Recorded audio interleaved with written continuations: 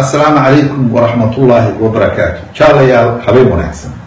waxaa sharafiya inaan caawa halkan ka soo jeediyo kelmadeyda la xiriirta tababarinta jaamacadda Galguduud ee saldhigeedu yahay magaalada Caabudwaaq oo aan idinkaga mahadnaqo ka soo qaybgalkiina munaasabadan taageerada iyo dhiirigelinta aad la garab joogtaan mashruucan aad loogu hanweyn yahay.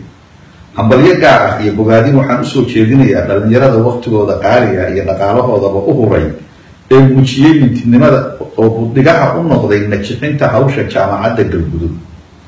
waxaan mahad gaar ah ilaahaygina haleelsiiyay dhismaha jaamacadda Galguduud iyo mashaariicda hadda ka hor noo qabsoontay sida airportka Caabudwaaq oo aan ku faraxsanahay sidaan uga qayb qaatay dhismihiisii iyo kuwa kale ee weli qabyada noo ah sida isbitaalka Charlesyaad ee Garbaharey iyo wixii lamid ah oo rajaynayo inaan si mudan uga dhex muuqan doono dhammaan hawlahaas insha Allah.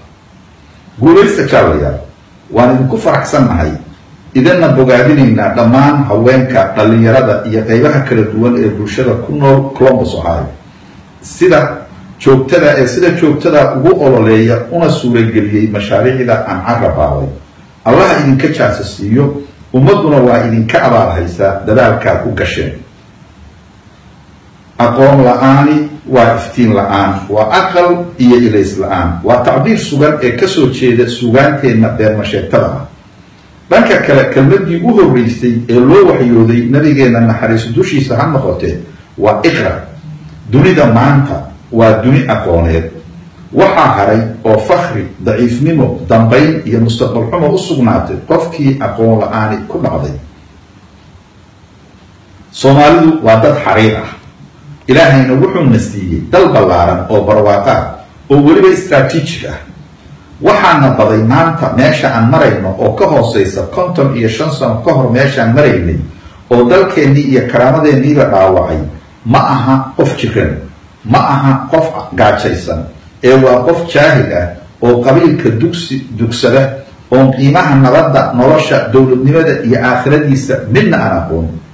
haddaanaan waxbarasho baahinteeda u guntan sharafta aan mudannahay xasilooni iyo dowladnimada aan ku haminayno midna ma fududaan doonto inaan gaarno.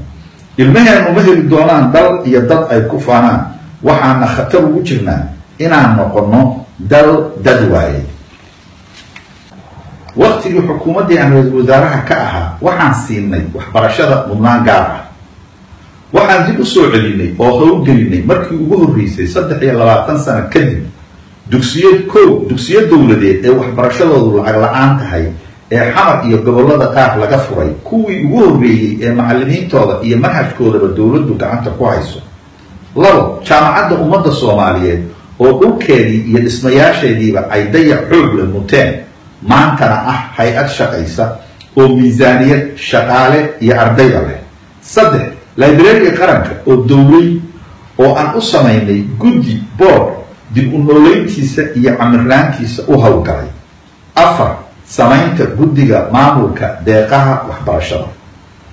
dhanka kale waxaan urinay fikrad waxbarasho ee hana qaaday ee la yiraahdo aada dugsiyada ee horeba aan u qoondaynay 1 milyan oo arday oo waxbarasho lacag la'aan ah hesha iyo 2,000 oo macallin oo la shaqaalaysiiyo lana tababaro.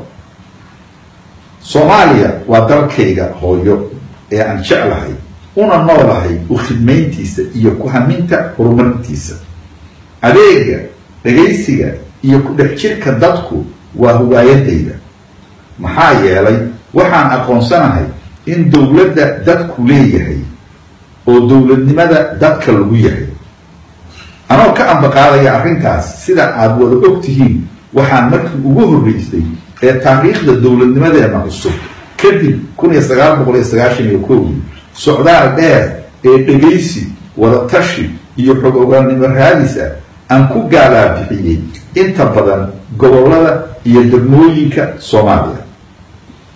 waxaan xaqiiqsaday mar labaad in dadkeenu yahay dad waxqabad ah oo horumarka iyo howlaha deegaankooda hanan kara. sidaas awgeed waxaan ugu baaqayaa dhammaan ummadda Soomaaliyeed in la isku tashado oo maalgelinta aadanaha gaar ahaan waxbarashada iyo caafimaadka iyo horumarinta kaabayaasha dhaqaalaha mudnaan gaar ah la siiyo. Caabudwaaq iyo Dhuusamareeb waa deegaankan ku dhashay oo ku soo barbaaray. Waxaan ka ahaa arday, waxaan ka soo noqday macallin. Waxaan u bareeray inaan dib ugu laabto 16 sano ka hor waqtigii dowlad la'aanta iyo amni darradu meeshii u sarreysay ay Soomaaliya ka maraysay, anoo garwadeen ka ahaa howlo la nooc ah hase yeeshee ka salbalaaran hawsha aan caawa halkan u fadhino oo isugu jirtay caafimaad, waxbarasho iyo biyo nadiif ah ee deegaankaasu helo, oo midowda Yurub EU iyo hay-ado madax bannaan ay wadajir ugu qoondeeyeen maaliyad ka badan $2 milyan waqtigaas. waxaa iigu dambaysay geyigaas bartamihii 2013 markaas oo aan booqday anoo ra'iisul wasaare Soomaaliya ah. deegaankaas iyo dadkiisaba si wanaagsan baan u aqaan.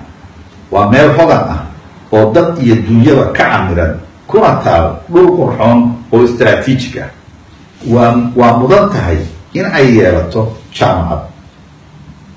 anoo ka ambaqaadaya aragtidayda waxbarashada baahsan ee Soomaaliya oo dadku leeyahay, dadkuna wado, waxaan heegan u ahay gurmadka ka mira dhalinta howlaha jaamacadda Galgudud.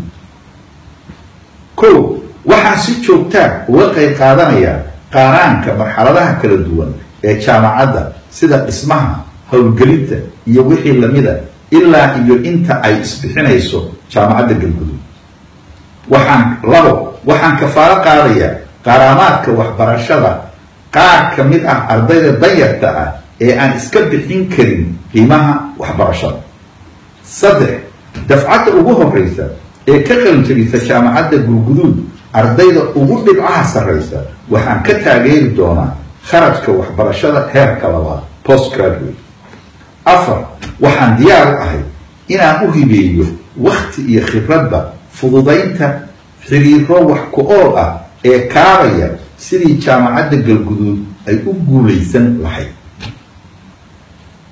ugu dambayn, waxaan ugu baaqayaa dhammaan ka soo qaybgalayaasha munaasabadan, hay-adaha kaalmada bini'aadamnimada bixiya iyo intii oraahdaydu gaartaba inay si deeqsinimo leh u taageeraan mashruuca jaamacadda Galgudud. cid kasta oo mashruucan wax taarata abaalkoodu ma dhumi doono ee wuxuu ku xardhanaan doonaa qalbigayaga.